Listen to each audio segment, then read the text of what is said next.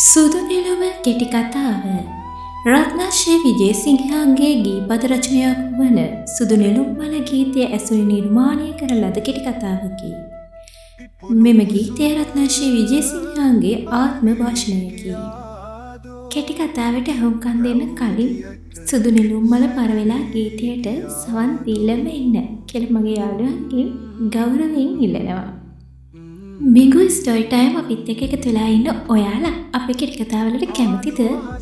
එහෙනම් අපේ channel එක subscribe කරලා පහලින් තියෙන bell icon එකත් click කරගෙන යන්න අමතක නොකර. හරි එහෙනම් අද අපි යමු අද අපේ කතාවට. ආච්චි මම වැඩ ගිහින් එන්නම්. හරි රත්තරනේ කලවර වැටෙන කලින් පරිස්සමට ගිහින් වරෙන්කෝ. පියවති උළුවස්ට බරුණේ පොඩි කෙල්ල වැටපැනලා යන දිහා බලාගෙන සුසුම් හෙළමින්. අම්මා තාත්තගේ ආදරේ මැද හුරතලයට හැදෙන්න ඕන මගේ පොඩි එකී. මොන කර්මයක්ද දෙයනේ මේ ගෙවන්නේ? ඒ පියවතිගේ හිතේ මේ පුංචි කෙල්ල ගැන කැකෑරෙන ආදරයයි. අම්මා තාත්තා නැතත් පියවති නිතිකව පුංචි සන්ධියේ පටන් කවල පොවල බලාගත්තේ ඇස් දෙක වගේ. මහයුන්ගේ වැරදිවලට මේ කී සප්පයා මොනව කරන්නද? පියවතිගේ හිතේ තියෙන වේදනාවට ඇස් ගෙඩි රතු වෙලා වැහි බින්දු වාගේ වැටෙන කඳුළු හැට්ටකරෙන් පිහිදගෙන පිළිකන්න පැත්තට ගියේ හැඳ වෙන කලින් දරකෝටු ටිකක් කඩා ගන්න. නෙතුකි කියන්නේ අවුරුදු 12ක පුංචි ගැණු ළමයෙක්.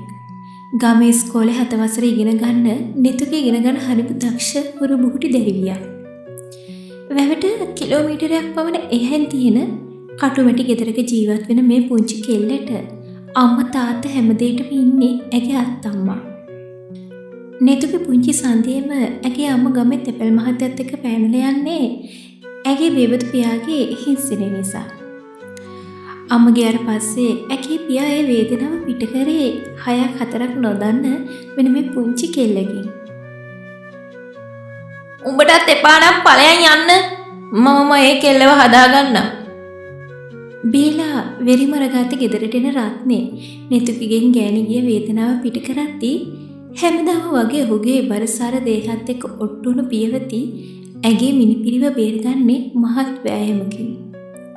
කාලයත් එක්ක ටිකෙන් ටික ලකුණු මේ පුංචි කෙල්ලට වයස අවුරුදු 8ක් පමණ ඇති ඇගේ තාත්තත් මහ හැල පාරකට වැටිලා මැරිලා යනවා. බීමත් කමින් අසියෙන් ආපු රත්නේ මහල්ට වැටිලා වැඩිලා ගියේ පෙනහළු වලට වතුරකි. එදා පටන් ඇයව බලා කියාගත්ත පියවතිට දැන් යමක් කමක් කර කියාගන්න වාරු නැති අහෝබල ගැහණියක්. පොඩි කාමර කෑල්ලක් සහ කුස්සියක් පමණ ඇති පුංචි මැටි ගෙදර රැට ලාඹු තෙල් පහනක ආලෝකයෙන් එගිනීම් කටයුතු කරන අපේ නිතුකිට පාසල් ඇඳගෙන යන්න කියලා තිබුණේ කිලිටි වගේ කහ ගැහුණු ගවුම් කෑල්ලක් ගැවිල පාරට මැලුණු රබර් සිරිප් දෙකක් විතරමයි. අපේ කතානායකයා එන්නේ ඊට පස්සේ. අපේ කතානායකයා ගුණසේකර.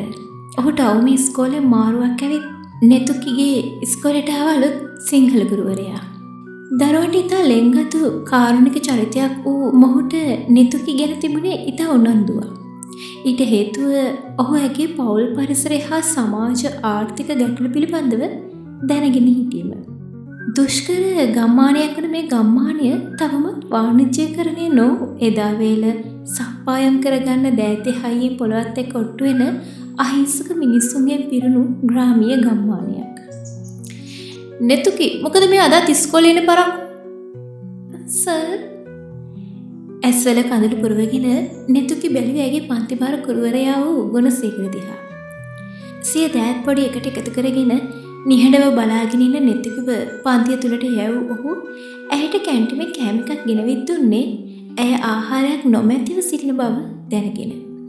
ගුණසේකර සර් හැම සතියෙම නෙතුකිලගේ දිහා හාල් 3-5ක බඩු මල්ලක් ගෙනවිත් දුන්නේ ඔහුගේ ආර්ථික අපහසුතාව සහ මේ පුංචි නෙතුකි වැවේ ගිහින් මල් කඩලා පන්සලට ඒව විකුණලා ගන්න මුදල ඇයටත් පියවතිට ජීවත් වෙන්න ප්‍රමාණවත් නොවු නිසා.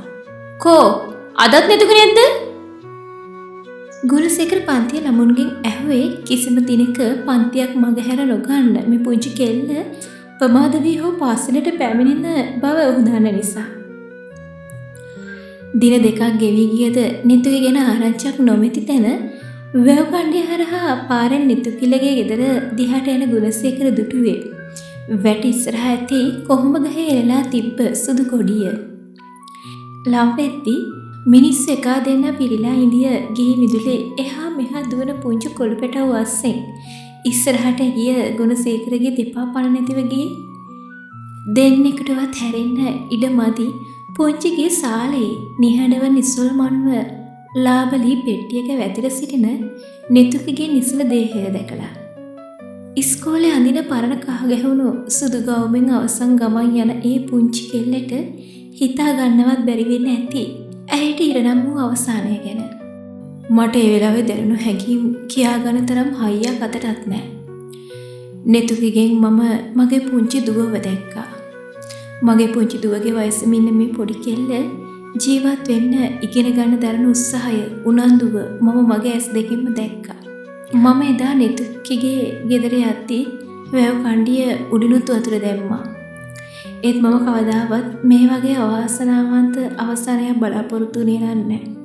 කිලිටි සුදු ගවුමින් සැරසිලා ටකරව වහලා දිහා බලාගෙන වැතිරින පුංචි කෙල්ලව දැක්කම මගේ කකුල් දෙක පණ නැති වුණා. පව්. ඊට හැම බිම වැටිගෙන අර වයස්ක ගෑණි මොර දුන්නා. එතන ඉඳපු හැමෝම ඉඳී ලොකු වේදනාවකින්. ගමේ ග්‍රාම සේවක මහත්තයෙක් කතා කරපු වෙලාවේ ඔහු කිව්වා පළමුදා හවස නිලුම් මල් කඩන වැවට ගිය කෙල්ල එන පරක්කු නිසා ඇගේ අත්තම පියවති ගමේ මිනිස්සුත් එක්කලා ගිහින් බලලා තිබ්බ වගත් ඒ වෙද්දිත් වතුර පාරේ සැරකමට ඔරුව පෙරලි ඇති වගත් ඒ වෙලාවෙම ඇව බේර ගැනීමට ගමේ මිනිස්සු වැවට බැස්සත් ඇගේ සිරුර සොයා ගැනීමට නොහැකි වූ බවත්. පහවදා පාන්දර ඇගේ සිරුර එහා ඉවුරේ ගොඩ ගහලා තිබෙන හමු වුණා වගත්. නෙතුක නැති වෙන කලින් දා හොඳටම වැස්සා. ඒ වැස්ස නිසා වැවේ වතුර වැඩි වෙලා ඔරුව පෙරලෙන්නේ නැති. දුෂ්කර ගම්මානවල පාසල්වල යටිතල පාසුකම් ඉතාම අඩු මට්ටමක තියෙන්නේ. සමුද්‍රය කියලා දෙන දීමනා නිලධාරීන්ට හිතවත් සමිති සමාගම්වල අය අතර බෙදෙන්නේ. ඉගෙන ගන්න දක්ෂ දරුවන් සඳහා නිසි වැඩපිළිවෙලක් නැහැ. මට කියන්න තියෙන්නේ නගරයට වගේම ග්‍රාමීය ගම්වලට යන්න, ඒවායේ මිනිස්සු ජීවත් වෙන විදිය බලන්න, ඔවුන්ගේ අවශ්‍යතා හඳුනාගෙන ඔවුන්ව අභිප්‍රේරණය කරන්න. අවසාන වශයෙන් දරුවන් ගැන අවධානයෙන් ඉන්න. නෙතුකේ ආයේ එන්නේ නැහැ. ඒ නිසා ආයෙමත් මෙවන් ඉරණමකට තවත් දරුවෙක් ගොදුරු නොවන්න වැඩ කටයුතු කරන්න. නිමි. පිපුණු කුසුම පරවි ගියාදෝ වැවුදියට සැඟවි ගියාදෝ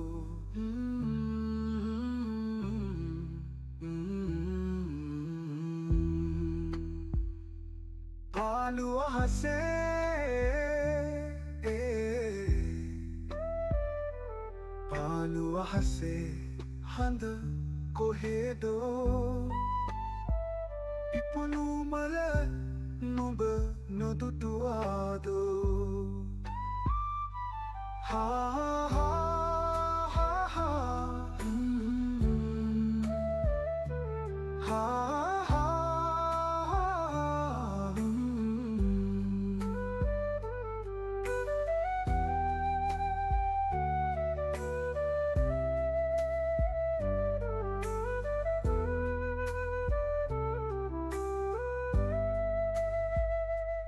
වැවට රුවන පෙනුනාදෝ ඒත කිය දුර නොපෙනුනේදෝ කෙලෙස කියනුදා හිතේ ගින්දර සුදු නෙළුම යලි පිපෙනවාදෝ